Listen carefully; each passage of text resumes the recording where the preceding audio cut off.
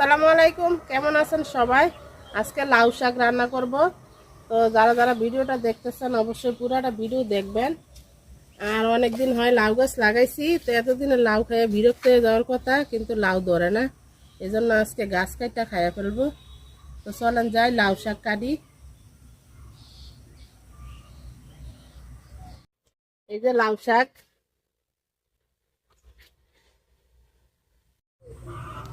শাকগুলা দেখেন কি সুন্দর হয়েছে। মানে লাউ খাওয়ার ইচ্ছা ছিল, কিন্তু লাউ ধরে না। আর লাউয়ের সুরত দেখে বোঝা যায় যে এটা লাউ হইব না। আর দেখেন উপরে কত সুন্দর দেখা যায়, মাশাল্লাহ। তো আজকে সবগুলাই কাটবো।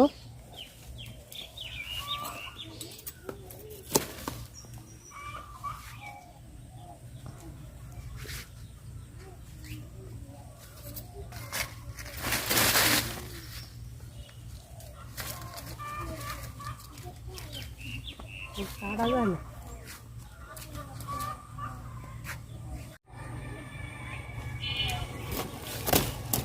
শাকগুলা কিন্তু আসলে অনেক সুন্দর।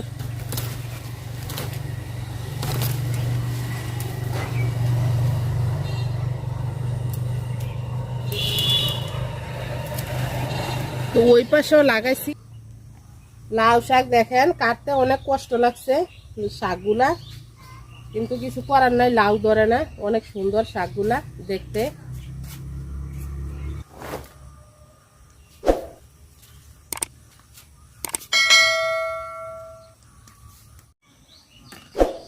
তো শাক কাটতে নিতেছি, একদম নরম শাকগুলা।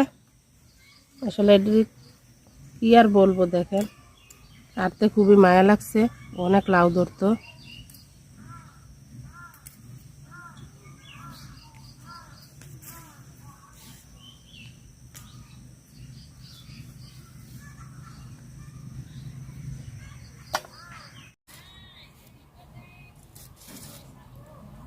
শাক কাটটা ধুইয়া বাচ্চারাই খেয়েছি।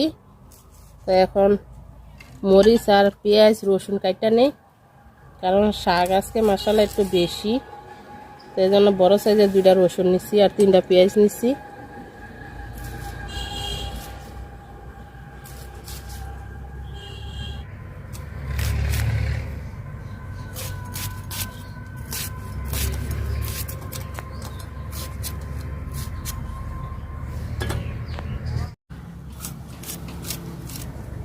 রসুন কাটটা নিব। তো রান্না করতে চলে আসছি। আগে দিয়ে দিব এই যে লাউ শাকের ডাঁটাগুলা সিদ্ধ করে নিব, পাতাও দিয়ে দিব একসাথে। তো ডাঁটাগুলা নিচে দিলাম, এখন পাতাগুলা দিব।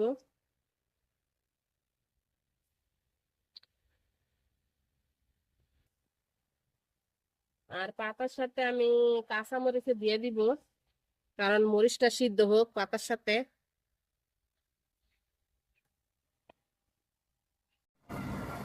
তো একটু লবণ দিয়ে দিব, লবণ দেই নাই আমি। আর অল্প একটু হলুদের গুঁড়া দিব, ছোট চামচে 1 চামচ। শাক ধুইয়া অনেকক্ষণ রাখছিলাম, তাও লাউ শাক পানি উঠছে অনেকটা।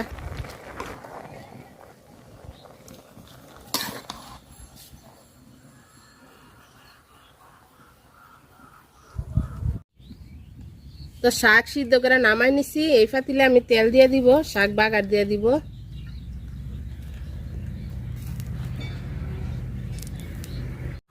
তো গরম তেলে আগে 2টা শুকনা মরিচ দিয়ে দিব, কারণ শাকে যে মরিচ দিছি, তো মরিচগুলো আসলে পানি অনেক উঠছিল, ফালাই দিছি, একটু জাল কম হইতে পারে।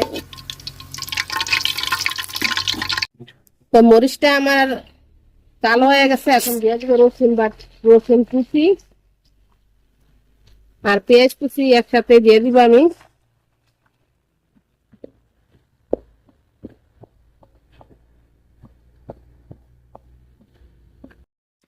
রসুন পেঁয়াজ মরিচ লাল লাল করে ভাজা নিছি।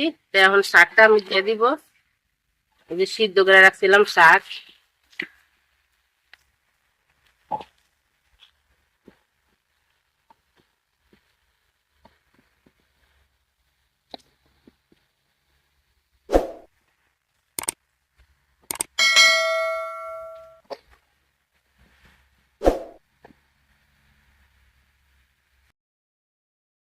তো শাক ভাজি আমার শেষ, নিজের গাছের শাক।